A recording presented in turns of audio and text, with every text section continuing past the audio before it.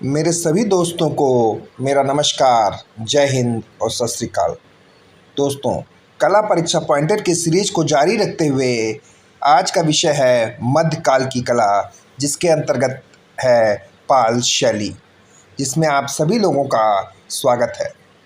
दोस्तों, ये वीडियो उन सभी के लिए बहुत उपयोगी है जो लोग UP TGT, PGT, DSSB, KVS और एनबीएस जैसी परीक्षाओं की तैयारी कर रहे हैं। आज के वीडियो में पहला पॉइंट है, सचित्र पांडुलिपियों का सही क्रम बताइए। क्या है? सचित्र पांडुलिपियों का सही क्रम बताइए। पहला है अष्टसही चित्र का प्रज्ञापारमिता, चौर पंचाशिखा, कालकाचार कथा और हमजा नामा। अगला है मांडू मध्य प्रदेश में स्थित है। प्रश्न ये पूछ सकते हैं कि मांडू कहाँ स्थित है। तो दोस्तों, जो मांडू है वो मध्य प्रदेश में स्थित है। भारतीय लघुचित्र शैली की परंपरा अधिक फूली फली, या भारतीय लघुचित्र शैली की परंपरा कब अधिक फली फूली। तो दोस्तों, जो भारतीय लघुचित्र शैली की परंपरा थी वो 9वीं से 19वीं शताब्दी के मध्य अधिक फली फूली। भारतीय लघु चित्रकला में प्रयुक्त नहीं है। क्या प्रयुक्त नहीं है? Lime plaster. लाइम प्लास्टर भारतीय लघु चित्रकला में प्रयुक्त नहीं है। शैलियों का सही क्रम बताइए। तो दोस्तों, शैलियों का सही क्रम है अजंता शैली, पाल शैली, जैन शैली और कांगड़ा शैली। परंपरागत लघु चित्र शैलियों का विषय नहीं है अमूर्त। दोस्तों, जो अमूर्त शैली है वो परंपरागत लघु चित्र शैलियों का विषय नहीं है। बौद्ध मूल ग्रंथ जो कई शाही इमारतों में चित्रित आकृतियों के अस्तित्व का वर्णन करता है, वो कौन सा ग्रंथ है? तो वो विनय पिटक ग्रंथ है। विनय पिटक। लघु चित्रकला भारत में विकसित हुई। तो दोस्तों, जो लघु चित्रकला थी वो भारत के पूर्वी हिस्सों में विकसित हुई। कहाँ? पूर्वी हिस्सों में। प्राचीन नालंदा विश्वविद्यालय बिहार में स्थित है। नालंदा विश्वविद्यालय कहाँ है? तो बिहार में स्थित है। गौतम बुद्ध की जन्मस्थली लुम्बिनी है, या गौतम बुद्ध का जन्म कहाँ हुआ? तो गौतम बुद्ध का जो जन्म था वो लुम्बिनी में हुआ। गौतम बुद्ध ने निर्माण कुशीनगर में प्राप्त किया। दोस्तों, गौतम बुद्ध का जन्म लुम्बिनी में हुआ था और उन्होंने निर्वाण कहाँ प्राप्त किया? कुशीनगर में। भगवान बुद्ध ने अपना पहला उपदेश सारनाथ में दिया था। दोस्तों, कहाँ दिया था भगवान बुद्ध ने अपना पहला उपदेश? तो सारनाथ में। महात्मा बुद्ध का परिनिर्वाण स्थल कुशीनगर का आधुनिक नाम कसाया हो गया है। क्या हो गया है? कस्या। क्या किस चीज़ का नाम बदल गया है? तो महात्मा बुद्ध के परिनिर्वाण स्थल कुशीनगर का आधुनिक नाम या नया नाम। उस आस्था का नाम जो पाल राजाओं का भाग नहीं था। तो दोस्तों, श्वेतांबर जो है वो पाल राजाओं का भाग नहीं था। बुद्ध की मानवीय रूप में प्रतिमा महायान संप्रदाय में प्राप्त होती है। दोस्तों, बुद्ध की मानवीय रूप में प्रतिमाएं कहाँ प्राप्त होती हैं? तो महायान संप्रदाय में। पाल शैली के पोथी चित्र संबंधित हैं बौद्ध धर्म की महायान शाखा से। दोस्तों, जो पाल शैली में पोथी चित्र बने हैं, कौन से चित्र?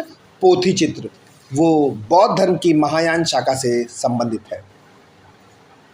प्राचीन बौद्ध कला पर प्रकाश डालने वाले इतिहासकार तारानाथ तिब्बती थे। कहाँ के थे? तिब्बत के। बौद्ध भिक्षु विहार में रहा करते थे, या बौद्ध भिक्षुओं के रहने का स्थान विहार कहलाता था। अगला है बुद्ध अपना उपदेश मुख्य रूप से पाली भाषा में देते थे। दोस्तों, जो महात्मा बुद्ध थे वो अपना उपदेश किस भाषा में देते थे? तो पाली भाषा में।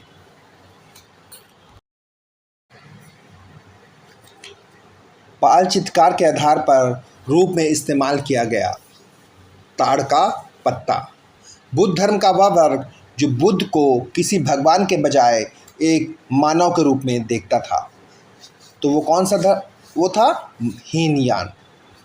भारतीय लघुचित्र शैली की परंपरा अधिक कब फूली? तो 9वीं से 19वीं शताब्दी के बीच। कब? 9वीं से 19वीं शताब्दी के बीच भारत की लघुचित्र शैली की परंपरा अधिक फली फूली।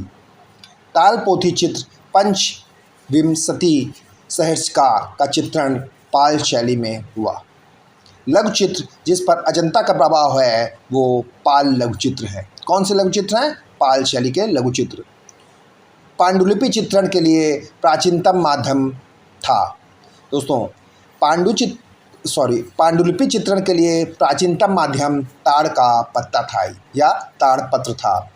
पाल शैली के संरक्षक पाल शासक थे। पाल शैली के संरक्षक कौन थे? पाल शासक। पाल शैली के चित्रण का मुख्य विषय बौद्ध धर्म था या पाल शैली के चित्र बौद्ध धर्म से संबंधित थे। पोथी चित्रों का निर्माण पाल वंश के राजाओं ने कराया। किसने कराया? पाल वंश के राजाओं ने। पोथी चित्रों का निर्माण प्रारंभ हुआ या पोथी चित्रों का निर्माण कब प्रारंभ हुआ? तो दोस्तों जो पोथी चित्र थे उनका निर्माण या प्रारंभ पाल शैली से हुआ। भारत में सचित्र पुस्तकें सर्वप्रथम किस पे बनी? तो दोस्तों भारत में सचित्र पुस्तकें सर्वप्रथम तालपत्रों पर बनी। किस पे बनी? तालपत्रों में। भारतीय लघुचित्रों की परंपरा पूर्व मध्यकाल या प्राकृत से प्रारंभ हुई। दोस्तों एक बार फिर से देख लिए, भारतीय लघुचित्रों की परंपरा पूर्व मध्यकाल या प्राकृत काल से प्रारंभ हुई। पूर्व मध्यकालीन कला के चित्रों में भावों का पूर्ण अभाव था। दोस्तों जो पूर्व मध्यकालीन के चित्र बने थे उसमें भावों का पूर्ण अभाव था। पाल शैली के चित्र पोथियों में बने होते थे। किसमें बने होते थे? पोथियों में। प्राकृत चित्रकला में पाल चित्र शैली की मुख्य विषय वस्तु बौद्ध धर्म है। दोस्तों जो प्राकृत चित्रकला थी उसमें पाल शैली के चित्रों की मुख्य विषय बौद्ध धर्म थी। बौद्ध धर्म विनय पिटक पाली भाषा में लिखा गया। दोस्तों विनय पिटक ग्रंथ किस में लिखा गया? तो पाली भाषा में। बौद्ध धर्म का सबसे बड़ा मंदिर बिहार प्रांत में स्थित है। भारत में लघु चित्रों की शुरुआत पालों से हुई या पाल शासकों ने कराई। पाल युगीन पांडुलिपि चित्र अधिकांशतः बौद्ध धर्म पर आधारित है। दोस्तों पाल युगीन जो पांडुलिपि चित्र हैं वो अधिकतर किस पर आधारित है? तो बौद्ध धर्म पे। पांडुलिपि चित्र तालपत्रों पर बनाए गए। सर्वप्रथम लघु चित्रों का निर्माण ताड़पत्रों पर हुआ। आरंभिक ग्रंथ चित्र ताड़पत्रों पर बनाए गए। पाल पोथी चित्रों का विषय बुद्ध का जीवन चरित्र है। पाल चित्रकला बंगाल की है। जैन धर्म के तीर्थों का सही क्रम है। किसका? जैन धर्म के तीर्थंकरों का सही क्रम है ऋषभनाथ, अजितनाथ, पार्श्वनाथ और महावीर। क्या है? ऋषभनाथ, अजितनाथ, पार्श्वनाथ और महावीर। अगला है जैन धर्म के संस्थापक एवं प्रथम तीर्थकर ऋषभदेव हैं। दोस्तों जैन धर्म के संस्थापक एवं प्रथम तीर्थकर कौन है? तो ऋषभदेव। महावीर का जन्म चित्रित है। महावीर का जो जन्म है वो किस में चित्रित है? तो कल्पसूत्र में। जैन चित्रकारी के लिए प्रसिद्ध है मांडू। क्या प्रसिद्ध है दोस्तों जैन चित्रकारी के लिए? मांडू एक हस्तलिखित जैन चित्र है। कालकाचार कथा, कालकाचार कथा और कल्पसूत्र में चित्रित है जैन लघु चित्र। दोस्तों जो कालकाचार है और कल्पसूत्र उसमें क्या चित्रित है? तो जैन लघु चित्र। थीम बलम या तीर्थकर डैश का प्रतीक हाथी है। तो किसका प्रतीक? महावीर का प्रतीक हाथी है। कल्पसूत्र धार्मिक ग्रंथ है। तो दोस्तों जो कल्पसूत्र है वो जैन धर्म का धार्मिक ग्रंथ है। भारत के नवीनतम गुफा मंदिरों को समर्पित किया गया है। किसे? जैनों को। जैन धर्म की सबसे प्राचीन सचित्र पांडुलिपि का रचना काल है 1060 ईस्वी। दोस्तों जो जैन धर्म की सबसे प्राचीन पांडुलिपि है उसका रचना काल कब है? तो 1060 ईस्वी। जैन शैली को पश्चिम भारतीय शैली आनंद कुमार स्वामी ने कहा। जैन चित्रकला के प्रसिद्ध सूत्र हैं कल्पसूत्र। अभ्रंश शैली में अंग प्रत्यंग बने हैं स्थिर और जकड़े हुए। दोस्तों, अभ्रंश शैली में अंग और प्रत्यंग कैसे बने हैं? तो स्थिर और जकड़े हुए। जैन चित्रकला को पोथी चित्रण भी कहा जाता है। जैन चित्रकला को क्या कहा जाता है? पोथी चित्रण। कल्पसूत्र की सबसे उत्तम प्रति जौनपुर से प्राप्त हुई। दोस्तों, जो कल्पसूत्र है उसकी सबसे उत्तम प्रति कहाँ से मिली? तो जौनपुर से। गीत गोविंद और कल्पसूत्र सचित्र रचना है जैन धर्म की। कागज पर चित्र बनने 14वीं शताब्दी में शुरू हुए। दोस्तों, कागज पर जो चित्र बनने शुरू हुए वो कब शुरू हुए? 14वीं शताब्दी में। वह भारतीय चित्र शैली जिसमें मनुष्य के चेहरे पर 3/4 भाग चित्रित किया जाता था। क्या?